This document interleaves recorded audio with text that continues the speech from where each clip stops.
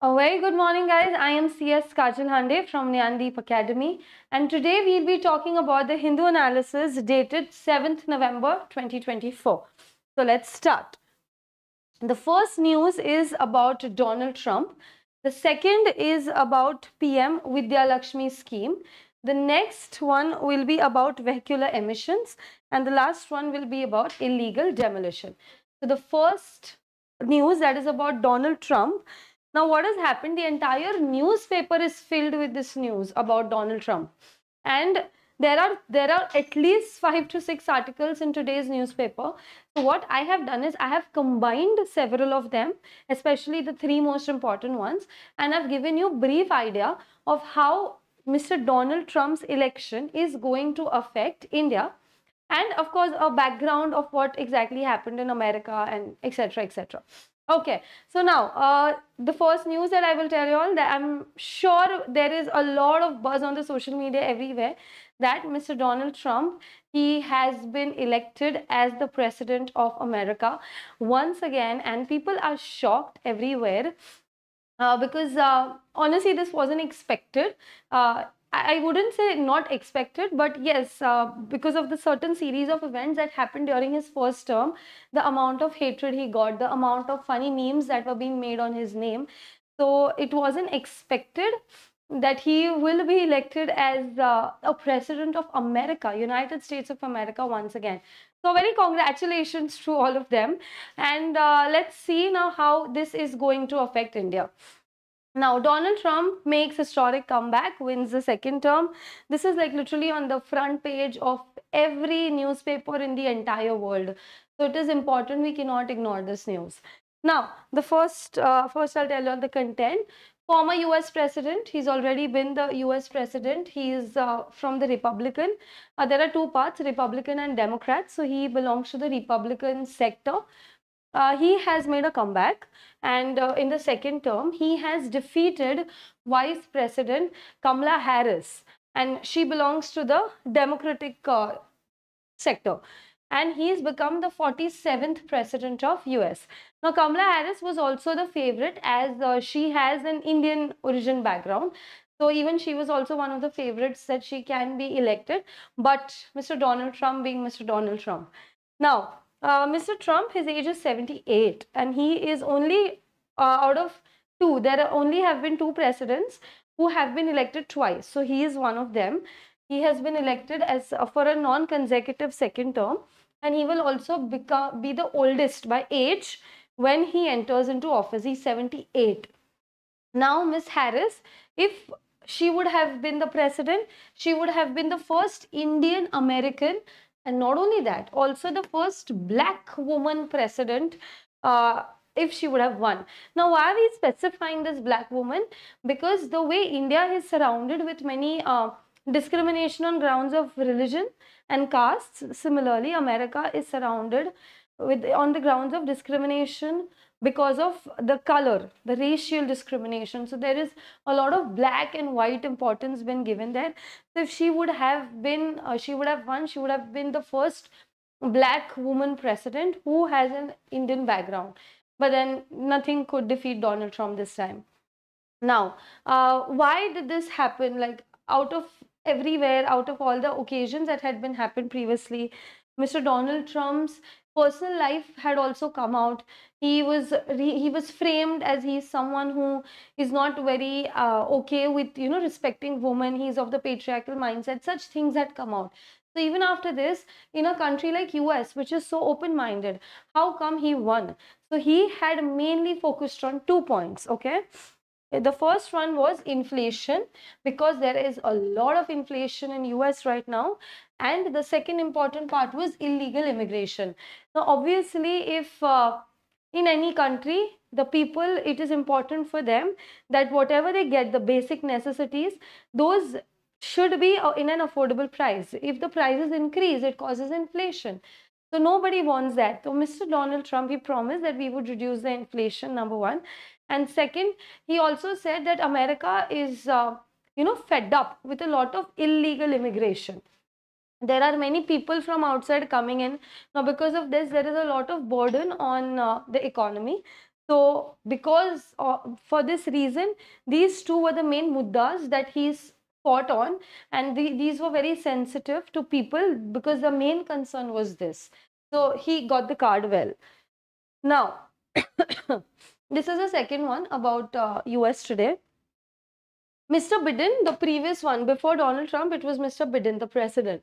He wanted to expand the Arab-Israel normalization process. Like he wanted Israel to be friends with Saudi Arabia, and he was even doing that. It was initiated, but pehle it was initiated by Donald Trump. So how was it? It was Trump first, then it was Biden, now it's again Trump.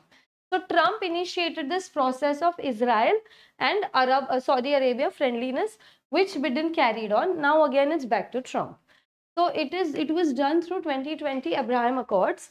Now Saudi Arabia and Israel, they had very much succeeded in normalizing their ties. If we talk about the Palestine question, we have already made a video on this Iran-Israel crisis, which includes Palestine, right? So if we talk about Palestine, it had been pushed to the margins of regional politics. Like Palestine was not given much importance. The main importance part that was given was normalizing ties between Israel and Saudi Arabia. What is happening with Palestine? They didn't focus much on that. But on October 7th, many things changed. Now, what exactly happened? Mr. Biden immediately said, we are fully supporting Israel. Okay? After which Gaza was not okay and they retaliated, they launched a full-fledged war. After which Mr. Biden's administration, it honestly had two aims. First was to support Israel, okay, US has always been supporting Israel of late. And second was they wanted to prevent this war, you know, like they didn't want an all-out regional war should take place in West Asia, because this would disturb, it would cause imbalances in the economy, and honestly, seeing the inflation in USA, they couldn't afford that. That is why they did not want a war to come up, but they were also supporting Israel. So this was Mr. Biden's point of view. Now, if they also always had pro-Israel policies, and even Mr. Trump, in his first term, he was also in favor of Israel.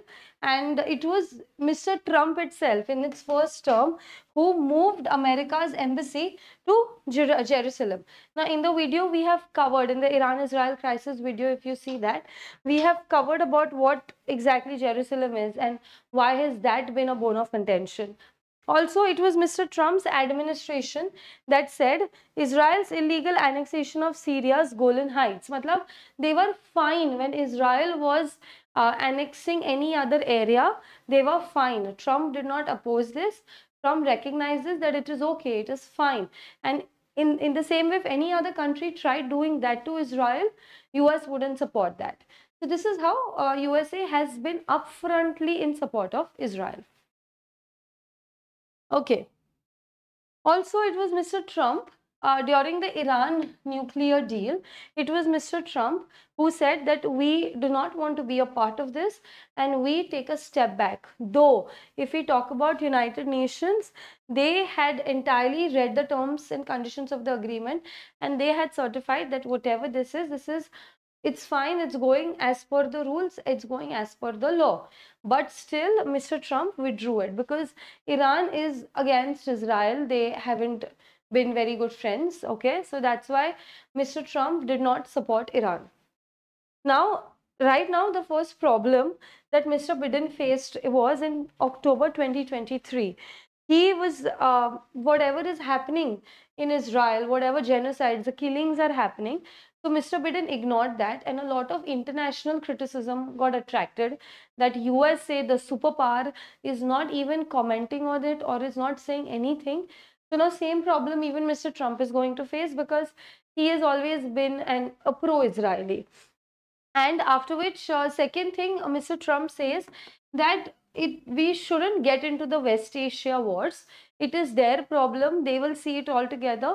We have other things to deal with. So because these West Asia wars are going to go on and on and on forever, according to them. So we shouldn't get into it. Okay. So this is another thing that Mr. Trump thinks.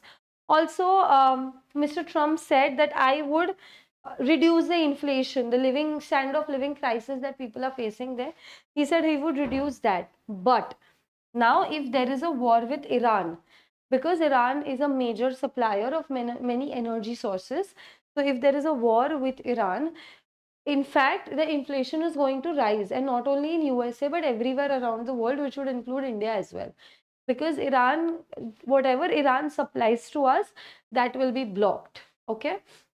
So that is why nobody in this world can afford to lose Iran strategically. So yes, there is a Strait of Hormuz through which it connects the Persian Gulf to the Arabian Sea, okay, through which the entire trade is done. But if Iran is attacked, if there is a war, this trade path will be pressurized. That is what we right now cannot afford. Okay. Next, this was the third thing, ki what will happen to India. Now, for India, it is a good news. Yes, 100%, because Mr. Trump has been very much a good friend of our own Prime Minister. And also, whatever policies he has framed in the past, they have been pretty much in favor of our country. So, if we talk about if it's a good news or bad news for India, definitely it's a good news for India. Now, Mr. Trump, he has made it clear that I want to continue building my relations with India, especially the trade ties. I also want to open up more technology for Indian companies, and whatever US military hardware can be given to the Indian military, Indian defense, he is even looking forward for that. Okay. Also, he said that there was a free trade agreement which was happening in his first term, but later on, Mr. Biden was not very much interested in moving that ahead. So now Mr. Trump will be resuming that as well. Next, he said, rather than pushing India now, if we talk about the last week's news, we've covered news about carbon emissions. Okay, so carbon emissions everywhere, everyone in the world is trying to reduce the carbon emissions, but here Mr. Trump is not very much concerned with that. In fact, he is encouraging India to use the US oil and LNG. Now, why? Because there was an MOU, okay, for the driftwood plant in Lusciania in 2019. And according to that MOU, 2.5 billion would be invested by Petronet India in US. But it was, of course, shelved, like it was kept aside for 1 year. So due to which US did suffer a bit. Varna, it was an MOU. It was a commitment that we are going to invest so and so amount in the US oil and LNG. Okay, so Mr. Trump is looking forward to even resume this. Okay. Next, if we talk about the India-US ties, we won't be facing much trouble when it comes to the press and the religious freedoms. You know, like during Joe Biden's term, India was very much criticized on these points that there is no press freedom, there is no religious freedom. But right now, that won't be an issue because Trump doesn't honestly like to attack on that part. Also, the human rights concept, Joe Biden was very much against India when it comes to human rights. There have been time and again the reports are coming up that India is not very good in all these things, but Trump again won't go into all of that. Now, there wouldn't even be a need to worry about the climate changes and the human rights issue that have been happening in the country, because as I said, Trump's focus excuse me, Trump's focus is on other things and he doesn't much comment about this, especially when it comes to India. Okay, now, but one of the problem that we will be facing, and not only we, the entire world, that it is a very bad habit of Donald Trump that whatever private conversations he has with all the leaders, he discloses it in public. In fact, in 2018, he had sent a United Nations ka envoy, like a representative to India, and he literally threatened us that we will propose sanctions on y'all if y'all continue trading with Iran or Venezuela. After which we literally stopped trading with Iran and Venezuela when it comes to oil. Okay, so this is what happens. So this might be a bit problematic.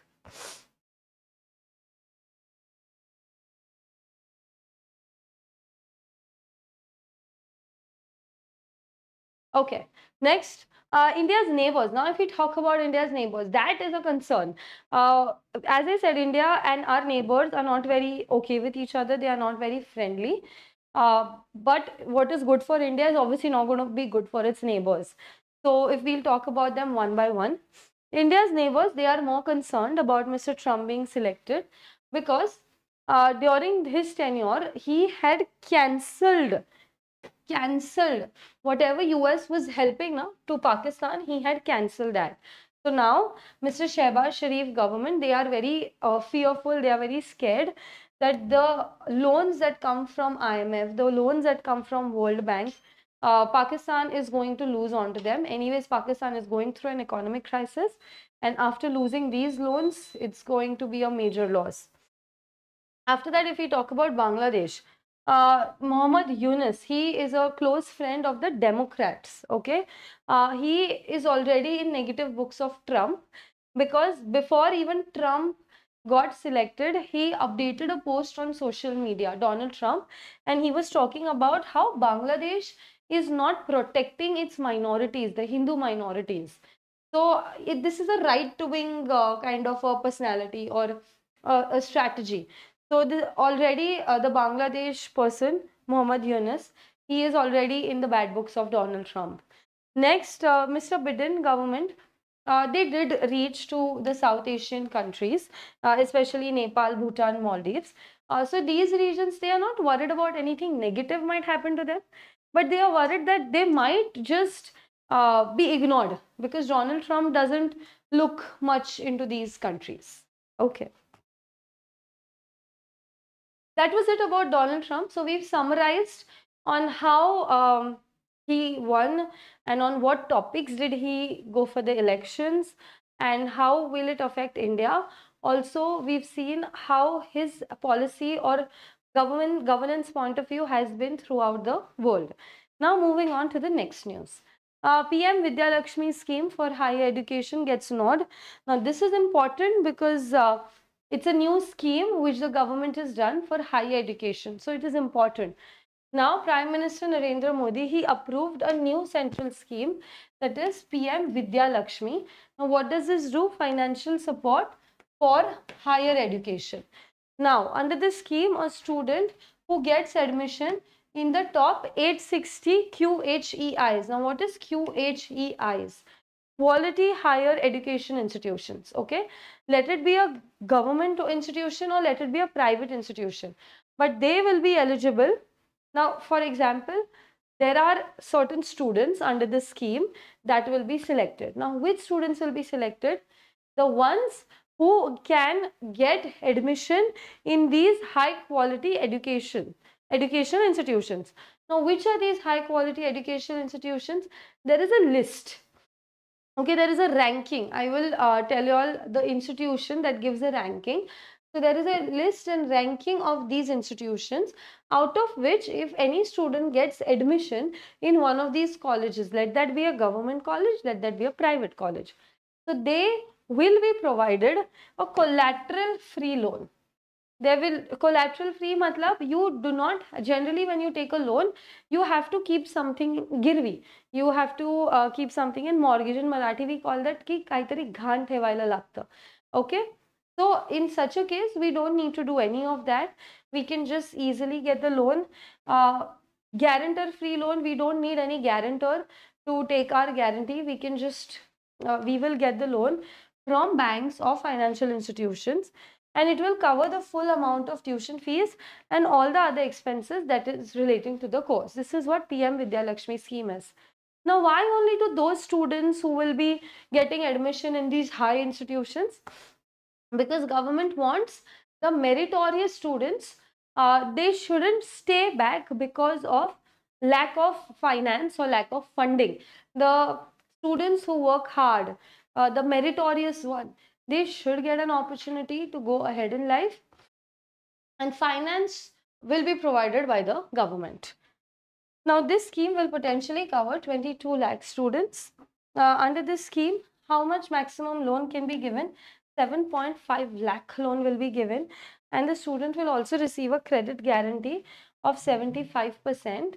Matlab they can take it from the banks and the guarantee will be taken by the ministry to extend education loans to the students. Now, how much the government has kept aside? The money they've kept aside is 3,600 CR for one financial year, and around 7 lakh fresh students are expected to benefit from the scheme. So this 3,600 CR, they've kept it from this financial year to 2030-31. Okay, so approx a rough 4 to 5 years, this amount will benefit n number of students. Already they are saying 22 lakh students plus the freshers will be 7 lakh students. Now we are expecting this. Students will be provided a 75% credit guarantee. Like if our expense is 100 rupees, 75 rupees will be literally paid by the government. So we just have to pay 25. Okay, this is what credit guarantee scheme is. And maximum loan will be 7.5 lakh. Now the students whose annual family income is 8 lakh or less than that, they are, and who are ineligible for any other benefits, they are not taking advantage of any other government benefits, any other government schemes, they will also be provided 3% interest subvention for loan up to 10 lakhs. So now the students whose annual income, family income is less than 8 lakh rupees, number one. Number two, they are not taking the faida of any other government scheme. Now they will be given loans up to 10 lakh. And also the interest of 3% that will also be reimbursed or given by the government. Now, as I said, these quality higher education institutes. Now, how will we know these 860 institutions? These are ranked by the NIRF, that is National Institutional Ranking Framework. Even if you go on Google and you type NIRF rankings for the current year, you will get an entire list. Okay. Now, the second last news for the day, that is vehicular emissions, top contributor to air pollution. Now, this has been a topic since pre-Diwali. This was a topic in Diwali, and this is a topic still now also because of Delhi. Delhi has been a victim of air pollution, as we all know, and we have again and again been talking about stubble burning that happens in Punjab and Haryana. We've also covered it in one of our Hindu news articles. So we have either blamed stubble burning or either we have blamed the firecrackers, the Diwali celebrations. But now a new concept has come up that the main reason it happens is because of the vehicles. We always knew that vehicles are causing it, but we did not defame this vehicular emission so much the way we were defaming the other factors. But now there's an official report that says that the vehicles contribute the maximum amount of pollution that is happening in Delhi. It is maximum amount of air pollution, more than the stubble burning.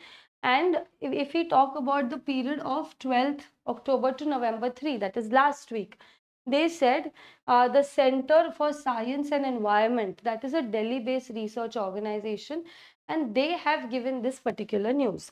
According to the research group, the other surrounding areas, the states, they accounted for 34.97% of the city's air pollution, while Delhi's local sources, the ones that are in Delhi, the factories, the vehicles, that was 30.34%. And if we talk about stubble farming, the farm fires, it is only 8.19%. So we need to stop blaming Punjab and Haryana for the pollution that is happening in Delhi. This is what this institution said. Now, next, they have also given a breakdown, the Center for Science and Environment. They said that vehicular emissions contributed 51.5%, while the share of dust particles was 3.7%, which is a lot. So now, as we can see, 51% of the pollution that is happening in Delhi is because of the vehicles, whereas the stubble burning is just 8 to 9%. Now, this is what this research paper says. Now, we shall, of course, wait for an authentic government backing up after this. Now, this is the report that I was talking about, World Air Quality Report 2023. they said that there is an average particulate matter. Now, PM is a particulate matter. This causes a lot of pollution. Okay, so this 2.5 concentration, it is there is a lot of it present in the Delhi air. If we talk about India, India has the third worst air quality.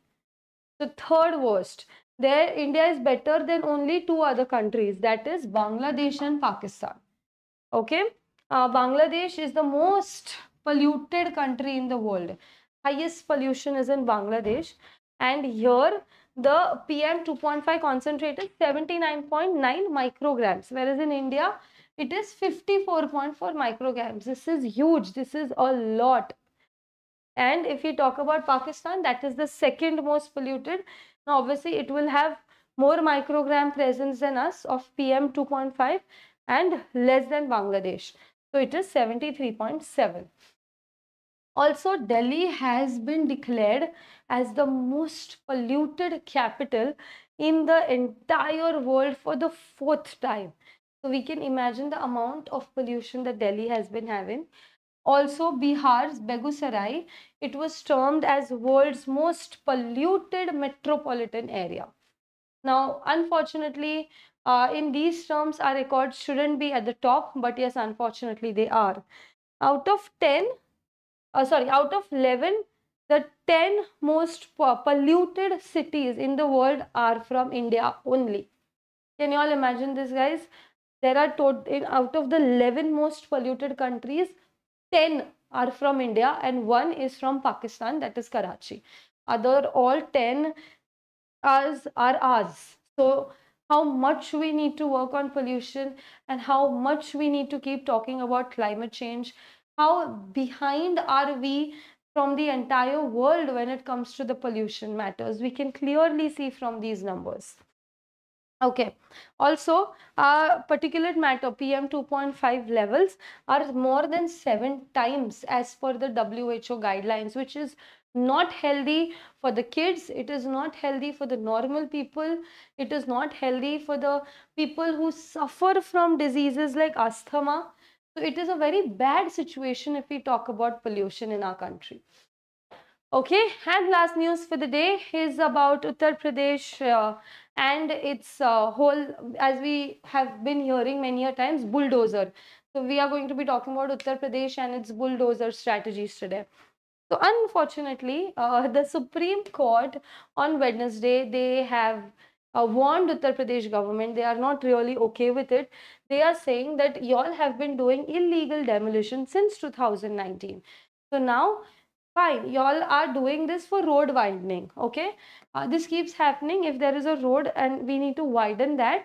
So the illegal houses or the illegal shops, thelas, at the side, they are demolished, they are removed, and the road is widened. This is how generally it's done. But the Uttar Pradesh government directly goes there and with the bulldozer, they finish it off. So now the Supreme Court has not only warned UP, but all the states and all the union territories of India that you all need to follow a specific procedure for road widening. So Mr. Chandrachud, he said that the UP government has to pay 25 lakh compensation to the man who lost his house because of this road widening project in 2019. Also, he said you can't just come with bulldozers and demolish a construction overnight. You have to give family time to vacate. What about the household articles that were inside the house? This is the exact words that Mr. Chandrachud said. He said that, okay, you want to break the house, but at least give them a warning. What about the things that were inside the house? What happened to that? Why did you break that? So this was the question. Also, the bench, they have said that there are specific steps that should be taken. A proper action for a road widening project should be taken, but following a procedure. So they said that first of all, you need to know what is the existing width of the road and how much you need to increase it, study the maps or carry out a survey, after which we would know that are there any illegal encroachments at the side of the road? If yes, okay, we'll eliminate it. If no, fine, we can go ahead with the road widening process. Next, they also said that the state must issue a notice first to the encroacher to remove it. Okay, so first a notice should be issued, and on which the correctness and validity of the notice will be studied. If it is objected, the objection will be answered, that why you objecting it, and if the objection is wrong, the government can pass an order that no, your objection is wrong and we are taking an action against you. But this also has to be given in a proper written format. A proper OOBH, reasonable notice, should be given. Principles of natural justice, that is OOBH, opportunity of being heard, must be given to the other person. And the bench further said that if anybody fails to comply with it, the competent authority, if we've already given a chance to someone, but if he's not listening, fine. So the authority can remove the encroachments, but again, just by taking the approval of a higher authority. They also said where the existing width of the road, including the state line adjoining it, when it was not sufficient to accommodate the road widening, the state would take steps to acquire its land in accordance with the law. So what happens many a times, the government, it directly acquires, even if the land is empty and they want to widen the road, they directly acquire the land. So if you want to do this, fine, but there will be a specific law procedure. Only after then you can acquire even the empty lands, and encroachments ke liye to notice you will have to give. Okay, so yes, this is it. These were the news for today. And as I said, Mr. Donald Trump news was very important, as well as the new scheme that has been launched. Okay. So yes, that's it, guys. We'll stop for the day. I will see you all tomorrow, same time. Thank you so much.